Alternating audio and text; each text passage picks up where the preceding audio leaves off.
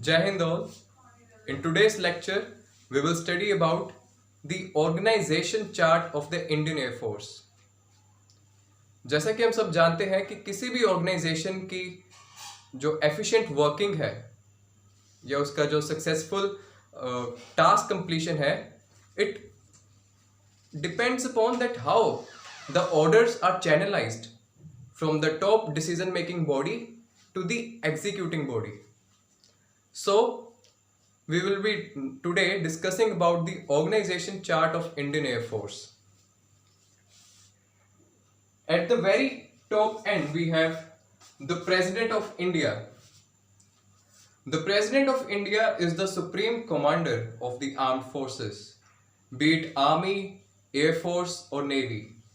The final decision maker is the President of India, and whatever the decisions are or the policies being made by the Ministry of Defense, the final or the finalization of that policy or that action is only after the hand and seal of the President of India is made.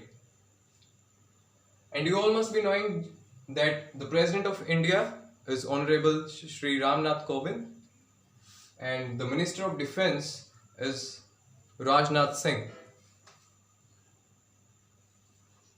Moving further, we have three different services: Army, Air Force and Navy. Since we are studying this organization chart in parlance to the Air Force, so after the Minister of Defense, we have Chief of Air Staff. Chief of Air Staff is a 4-star general, and you must be knowing that the present incumbent of this post is Air Chief Marshal Rakesh Kumar Singh Bhadoria.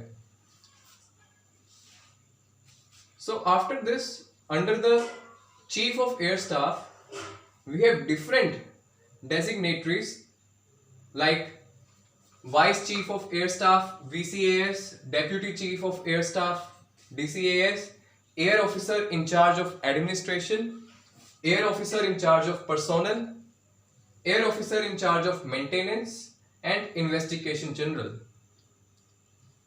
So the Chief of Air Staff further subdivides the task accordingly. A decision making person has been appointed. So after this step, we have different commands, and in the next slide I will tell you what actually the commands is. Our Indian territory, जो हमारा जो Indian territory है Indian Air Force को efficient working के लिए, we have divided this Indian territory into 7 different commands. हर एक command का अपना क्षेत्र है, अपनी territory है जिसके अंदर उनके जो orders हैं वो चलते हैं. We have 7 commands. 5 of them are the operational commands and 2 are service commands. We will be discussing in the next slide. So after the commands, we have the orders are being then given to the particular wing or station. अब एक command के पास आया कोई भी task या order, be it Eastern Air Command, be it Western Air Command और South Western Air Command. अब हर एक command और हर एक territory के अंदर air bases होते हैं, एक एयर स्टेशन वगैरह. तो इस तरह एक कमांड के बाद आता है एक पर्टिकुलर विंग या स्टेशन. अब जो एक पर्टिकुलर विंग या स्टेशन है, जो एक एयर बेस है, इट इज फर्दर सब डिवाइडेड, जो अपना काम को एफिशिएंट तरीके से करने के लिए हर एक डिपार्टमेंट को आगे डिवाइड किया गया है. So in a particular wing और station we have different units. We have flying unit, we have administration unit, we have logistics unit, we have so many different types of units under the particular wing or station. So depending upon the task that is being given from the top end to the bottom end, it is given to a particular unit, and consequently it is given to a particular section and hence a flight. So this is the basic organization chart of Indian Air Force, and this is intended to tell you how the decision being made by the top authorities is actually made to execute. Now I would like to tell you that what are the different branches of Air Force. You all must be knowing that Air Force has the task to conduct flights. But let me tell you, to conduct a successful sortie of a flight, one is required to get a checklist, a tick mark from all of these branches. चाहे वो navigation branch हो, चाहे education branch हो, हर एक का अपना role है एक सॉर्टी और एक फ्लाइट को कंडक्ट करने के लिए. So the branches are flying branch, navigation branch, education, medical, administration, logistic, meteorology, and engineering. Flying branch, you know, it will be consisted of aircraft and pilots, fighter, transport, and helicopters. Navigation, अब किसी भी flight को conduct करने के लिए we will be needing a proper route कि किसके ऊपर कैसे एक एयरक्राफ्ट को पहुंचाया जाए from destination point A to destination point B. So this is all done by the navigation branch कि कौन सा कंपस एल्टीट्यूड, कौन से एल्टीट्यूड पर जाना है, कौन सी कंपस हेडिंग को नोट करके एक एयरक्राफ्ट को लेकर जाना है. Third is education branch. And no matter, I would like to tell you that the personals are selected out of tough competitions into the Indian Air Force, but to get themselves acquainted with the sophisticated machinery, be it satellites, be it radar systems, or be it conducting flights as well, be it pilots or any other officer or employee in different branches, हर एक को education या एक particular set of skills प्रदान करने ही होते हैं. So this task is completed by education branch. Then comes the medical branch. These defense forces per se are complete self-dependent units. They do not require any outside help. So also, और जब भी कोई flight को conduct करना होता है, एक pilot की सबसे पहले मेडिकल जांच भी की जाती है कि इफ ही इज फिट और not for that sortie. So these all task are undertaken by the medical branch. Then comes administration branch. Administration branch is, as the name is self explanatory, it just administers और cooperates between different departments. It is the administration branch only which receives and send reports of different actions or different plans or different policies that are being conducted or executed by a particular wing or station. So the next is logistics branch. Logistic means transportation at a very broad sense.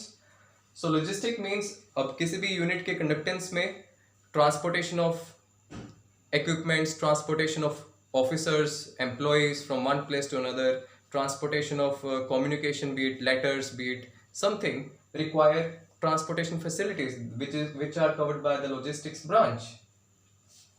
Then comes meteorology branch. Meteorology is the study of climate, because अब किसी भी flight को conduct करना है, एक pilot को पता होना चाहिए कि ऊपर एयर में किस तरह का क्लाइमेट है. So this report is given by the meteorology branch. Then lastly comes the engineering branch. So the Indian Air Force is being constituted of different aircrafts, different machineries, different radar systems. So these all are in itself some machines only. So अब जैसा कि हमको पता है जो machines हैं, they all undergo wear and tear. उनमें कोई ना कोई खराबी आएगी, उनको मेंटेनेंस चाहिए. So these tasks are undertaken by the engineering branch. So this was the basics of the branch system in the Indian Air Force. Now yes, let me tell you the command system of the Indian Air Force. As I told you earlier that Indian territory is divided into different commands for the efficient execution. अब कोई भी काम है सभी लोग उसी को करेंगे तो एफिशिएंसी नहीं रिटेन हम कर पाएंगे. So different task are divided on the basis of different regions of our country. At the very first we have Southern Air Command, which is located in Trivandrum. Second is Training Command, which is in Bangalore. Third is Eastern Air Command, which is in Shillong. Fourth is Maintenance Command, Nagpur in Maharashtra. Western Air Command is in New Delhi. Southwestern Air Command is in Gandhinagar, Gujarat, and Central Air Command is in Allahabad. So you can see in the map that how these commands are being situated in the different parts of our country. We can see Western Air Command in Delhi, Southwestern Air Command in Gandhinagar, Maintenance Command, Training Command, Southern Air Command, Eastern Command, which is in Shillong. So this is how different commands are being set up at different parts of the country for the efficient execution of the tasks. So here we end our lecture for today. Thank you and Jai Hind.